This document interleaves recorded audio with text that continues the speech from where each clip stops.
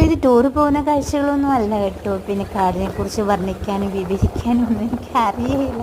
ഇത് നമ്മൾ ജോലിക്ക് പോയിട്ട് വരുന്ന മാമലക്കണ്ടം വഴിയാണ് കേട്ടോ ഞാൻ വന്നത്. ഒരുപാട് ആൾക്കാർ മാമലക്കണ്ടം കാണാനും ഒക്കെ ആയിട്ട് വന്നിട്ടുണ്ട് കേട്ടോ. മാമലക്കണ്ടത്ത് അതിമനോഹരമായ സ്പോട്ടുകളുണ്ട് കേട്ടോ. അപ്പം നമുക്കതൊന്നും കാണാനുള്ള ആ ഒരു ഇതിലല്ല ഞാൻ. കാരണം നമ്മൾ എത്രയും വേഗം ഇത് 5 മണി ആയതുള്ളൂ കേട്ടോ. കുറച്ച് നേരത്തെ ഇറങ്ങിയിട്ട് ഞാൻ 5 മണി ആയപ്പോഴാണ് ഇവിടെ എത്തിയത്. നല്ല വെയിലാണ് കേട്ടോ. ഇലകളൊക്കെ ഇങ്ങനെ മഴയത്ത് ഇങ്ങനെ തളിർത്ത് കിളുത്ത് നിൽക്കുന്ന ഭയങ്കര ഭംഗിയാണ്. പക്ഷെ എനിക്കിത് ആസ്വദിക്കാനൊന്നും സാധിക്കില്ല കേട്ടോ. നമ്മൾ വീഡിയോ എടുത്തുകൊണ്ട് ഞാൻ പോരുന്നു എന്നല്ലാണ്ട് ഇപ്പോൾ ഇത് ഇടുമ്പോഴാണ് കേട്ടോ ശരിക്കും പറഞ്ഞ് ഞാനിത് ഭംഗിയാണെന്നത്. അപ്പോൾ ഇത് ആസ്വദിക്കാൻ വേണ്ടി പോകുമായിരുന്നുവെങ്കിൽ എന്തായിരുന്നു സന്തോഷം കിട്ടുക.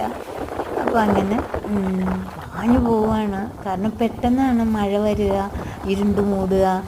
പിന്നെ ആന ഇറങ്ങിയിട്ടുണ്ട്. കാട്ടിനുള്ളിലൊക്കെ വെള്ളവും തീറ്റയും ഉണ്ടെങ്കിൽ പോലും ഇതുങ്ങൾ ക്രോസ് ചെയ്ത് അപ്പുറത്തേക്കും ഇപ്പുറത്തേക്കും പോകാൻ വേണ്ടി ഇതുങ്ങൾക്ക് കുസൃതികളായ കുറച്ച് കുട്ടിക്കുറുമ്പന്മാർ ഇവിടെ ഉണ്ട് എന്നാണ് നമ്മുടെ ഇവിടെ അടുത്തൊരു കടയിൽ നമ്മുടെ പരിമല പിതാവിൻ്റെ ചെറിയൊരു കപ്പേല ഉണ്ടായിട്ട് എല്ലാവരും ഇതൊക്കെ ഇടുന്നത്. എല്ലാവരും ദാനം ആപത്തുകൾ തടയും എന്ന് പറഞ്ഞാണ് അവിടെ ചെറിയ കപ്പേലയിൽ പൈസയൊക്കെ ഇട്ടിട്ടാണ് ആൾക്കാർ പോകുന്നത്. അപ്പോൾ അതുകൊണ്ട് അവിടെ ഉള്ളൊരു ചേട്ടൻ എന്നോട് പറഞ്ഞത് ആനകൾ ഇറങ്ങുമ്പോൾ അതുങ്ങൾ അങ്ങോട്ടും ഇങ്ങോട്ടും ഇറങ്ങും.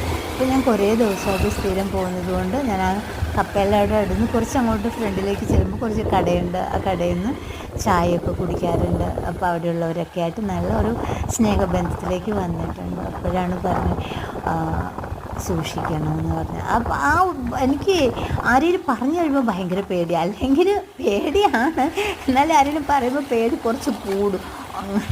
പോവാൻ ഞാൻ വെയിൽ താഴുന്നതിന് മുമ്പ് അത് എനിക്കൊരു അത്ഭുതമായിരുന്നു. കാരണം ഇത്രയും നാൾ ഉണ്ടായിട്ട് ഇന്നൊരു ദിവസം ഇത്രയും വെയിൽ ഈ 5 മണി സമയത്തിലൂടെ അനുഭവപ്പെടുമ്പോൾ അത് ഭയങ്കര ഒരു മനസ്സിന് ഭയങ്കര ഒരു റിഫ്രഷ്മെൻ്റാണ് എനിക്ക്.